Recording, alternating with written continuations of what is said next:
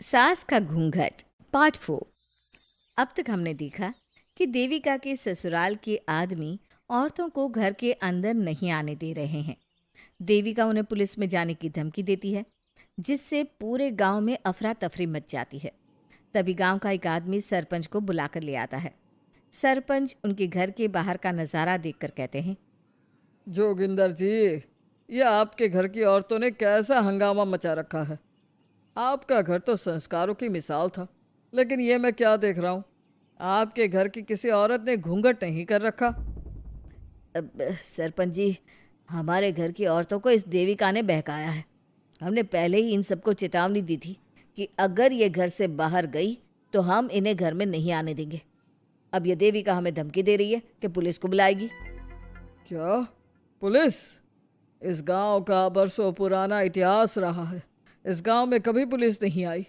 गांव के सभी फैसले हमने मिलजुल कर किए हैं। जोगिंदर, तुम्हारे घर का फैसला पंचायत करेगी। सरपंच जी, आपने ठीक कहा। पंचायत दोनों तरफ की बातें सुने और जो भी फैसला पंचायत करेगी वो हमें मंजूर होगा। तो ठीक है, आज दोपहर को सभी गांव की चौपाल पर इकट्ठा होंगे और वहीं तुम्हारे घर का फैसला होगा। सरपंच वहां से चला जाता है। घर के आदमी घर के अंदर जाकर दरवाज़ा बंद कर लेते हैं और घर की औरतें वहीं घर के बाहर पेड़ के नीचे बैठ जाती हैं। तभी विमला कहती है, देविका बहू, तुम्हें भूख लगी होगी ना? नहीं माँ जी, मुझे भूख नहीं लगी, मैं ठीक हूँ। बहू, तेरा बच्चा छोटा है अभी, तुझे भूखा नहीं रहना चाहिए। वीना, सुजाता, जाओ पास में जो पंडित जी का बाग है ना, वहाँ से कुछ फल तोड़ लाओ। वीना और सुजाता पास के बगीचे से खूब सारे फल तोड़ कर ले आती हैं। सभी औरतें फल खाती हैं। तभी देविका कहती है, आप सब घर से बाहर निकली, घूंघट उतार दिया तो इन मर्दों की इज्जत चलेगी, लेकिन हम सब घर के बाहर भूखे प्यासे बैठे हैं। इस बात पर इन अहंकारी मर्दों को शर्म क्यों नहीं आ रही? हाँ देविका, तुम ठीक कह रही हो। अगर हम मर भी जाए ना, तब भी इन मर्दों के लिए इनके बनाए गए नियम कानून ही अहम रहेंगे, हम नहीं। सुजाता भाभी, मुझे तो सबसे ज़्यादा सचिन पर गुस्सा आ रहा है। उसने मुझसे लव मैरिज की थी, क्या क्या वादे किए थे कि मेरा साथ कभी नहीं छोड़ेगा, और आज उसने मेरा साथ छोड़ दिया। अपने बच्चे को एक बार भी नहीं देखा उसने। देवी का वो शुरू से ही ना डरपोक रहा है, लेकिन इन सारी बातों को छोड़ो। मुझे तो इस बात की चिंता हो रही है कि पंचायत में न जाने क्या फैसला होगा। पता नहीं वो इंसाफ करेंगे भी या नहीं। वीना दीदी, आपको अभी भी पंचायत से इंसाफ मिलने की उम्मीद है?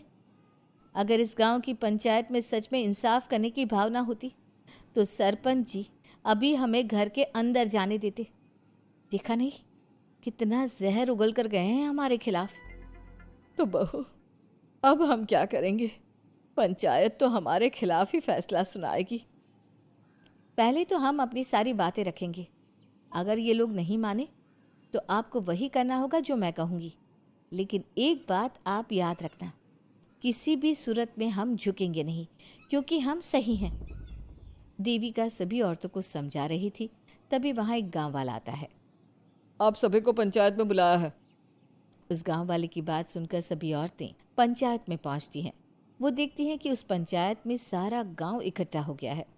बहुत सारी औरतें लंबे लंबे घूंघट करके वहां आई हुई हैं।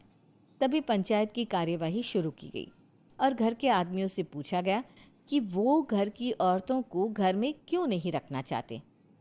हमारे घर की औरतें ना तो घूंघट उतारती है और ना ही किसी डॉक्टर से इलाज करवाती है, और हमारे मना करने के बाद भी इन सब ने घर से बाहर कदम रखा, हमसे ऊंची आवाज़ में बात की। हमने इन सबको चेतावनी भी दी, लेकिन इन्होंने हमारी बात नहीं सुनी। अब ये सभी औरतें हमारे घर में नहीं रह सकती। अब औरतें अपना पक्ष रखें। ये कानून की किस किताब में लिखा है कि औरतों को घूंघट करना चाहिए? और अगर मेरे ससुराल की औरतें मुझे डॉक्टर के पास ना लेकर जाती तो ना मेरा बच्चा जिंदा बचता और ना ही मैं। लेकिन दाई अम्मा से हम इलाज करवा रहे थे ना। दाई अम्मा को कुछ समझ में नहीं आ रहा था। देविका का इलाज दाई अम्मा के बस की बात नहीं थी। काफ़ी देर तक दोनों पक्षों में बहस चलती रही। दोनों एक दूसरे पर आरोप प्रत्यारोप लगाते रहे, लेकिन दोनों पक्षों की बात सुनने के बाद पंचायत ने जो फैसला लिया उसके लिए तो देविका पहले से ही तैयार थी। दोनों पक्षों की बात सुनने के बाद पंचायत ने यह फैसला किया है कि सारी गलती महिलाओं की है। अगर वो अपने अपने पतियों से माफ़ी मांग लेती है और वादा करती है कि भविष्य में कभी ऐसी गलती नहीं दोहराएंगी, तो वो घर के अंदर प्रवेश कर सकती हैं। हमें पंचायत का फैसला मंजूर नहीं है। हमने कोई गलती नहीं की जो हम माफ़ी मांगे। और किस बात का वादा करें हम? हमने देविका की जान बचाई है, तो आप हमसे भविष्य में किसी की जान न बचाने का वादा ले रहे हैं क्या?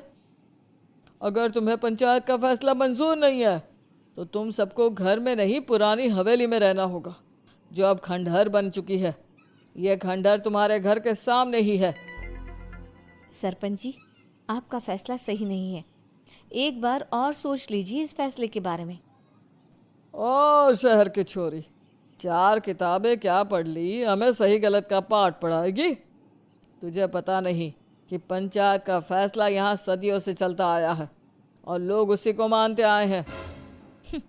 अच्छी तरह जानती हूँ सरपंच जी। अगर मैं चाहूँ तो आपके इस फैसले को कोर्ट की चौखट तक ले जा सकती हूँ। पुलिस को बुलाकर अभी घर के अंदर जा सकती हूँ। पंचायत और घर के आदमियों की शिकायत पुलिस में कर सकती हूँ और अपने बच्चे को उसका हक दिलवा सकती हूँ। लेकिन नहीं, मैं ऐसा नहीं करूँगी। मैं उसी खंडहर में रहूँगी और इस गांव के आदमियों को दिखा दूंगी कि औरत खंडहर को भी महल बना सकती है, और वो भी बिना किसी आदमी की मदद के। सारे गांव की औरतें देविका की बातें सुनकर हैरान हो जाती है। उनका जीवन घूंघट और घर के 4 दीवारी के बीच में ही था।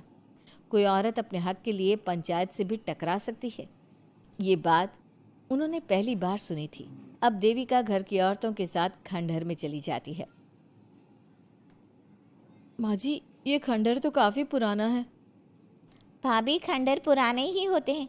मुझे तो डरावना भी लग रहा है।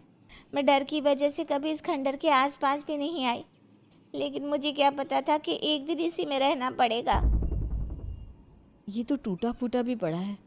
माँ जी, एक काम करते हैं, ये खंडहर तो काफ़ी बड़ा है, इसलिए एक हिस्से की साफ सफाई करके उसे ही रहने लायक बना देते हैं। बाद में धीरे धीरे पूरा खंडहर ठीक कर लेंगे।